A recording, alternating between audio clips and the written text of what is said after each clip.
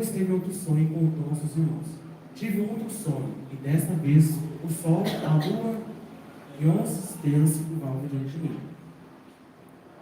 Quando contou ao pai e aos irmãos, o pai repreendeu e lhe disse: que o Senhor, que o sonho foi esse que você teve?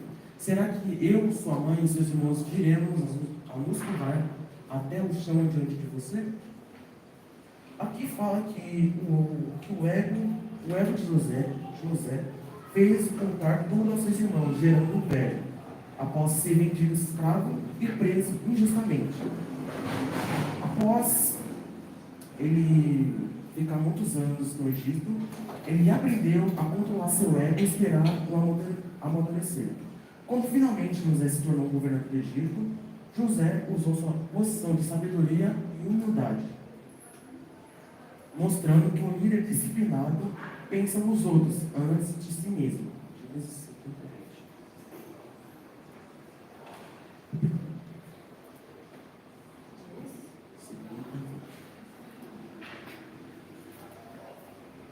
Vocês planejaram o mal contra mim, mas Deus o tornou em bem, para que hoje fosse preservada a vida de muitos. Esses versículos ensinam que a disciplina sobre si mesmo, incluindo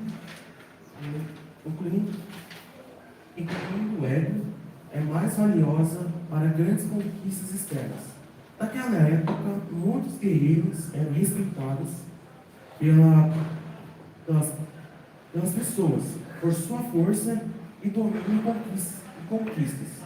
Mas na Bíblia não nos ensina a dominar os outros, mas dominar a si mesmo. Ou seja, ter autocontrole sobre si. Ou seja, o verdadeiro poder é controlar o próprio espírito.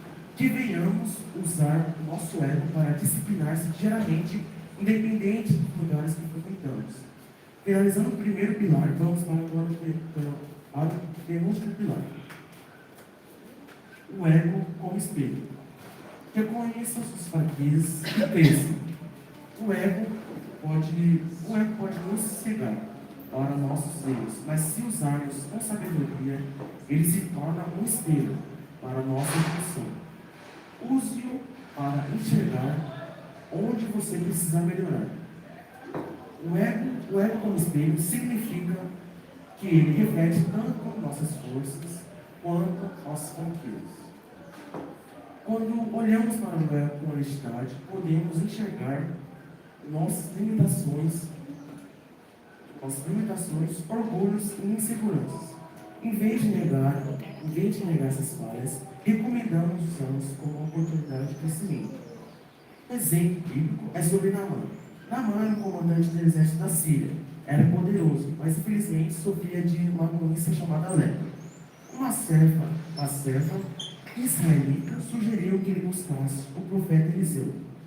Naamã foi até ele, mas Eliseu apenas enviou um mensageiro, dizendo para ele mergulhar 7 vezes no Rio Jordão.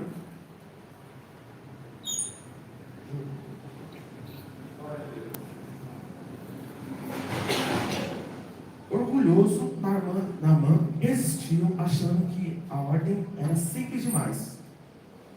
Mas seus servos o convenceram ao obedecer.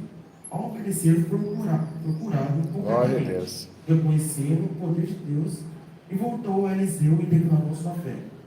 Essa história fala que Naamã era um homem muito respeitado na Síria por pessoas, mas contraiu uma doença muito conhecida e muito contagiosa naquela época, chamada lepra. Só que para se livrar dessa lepra, ele teve que abandonar seu ego, ou seja, seu orgulho, para ser curado. Então, ele reconheceu sua fraqueza, deixou seu ego de lado e foi curado, após ele mergulhar 7 vezes no Rio Jordão. Glória a Deus. Em Lamentações 3:40, diz bem assim: examinemos e provemos os nossos caminhos e voltemos para o Senhor. Aqui fala em Lamentações, fala que antes de agirmos em Lamentações, entendemos que antes de agirmos pelo nosso ego, instinto, precisamos examinar, analisar e observar, para que assim andemos nos caminhos de Deus. E também ou voltemos a Ele. A Bíblia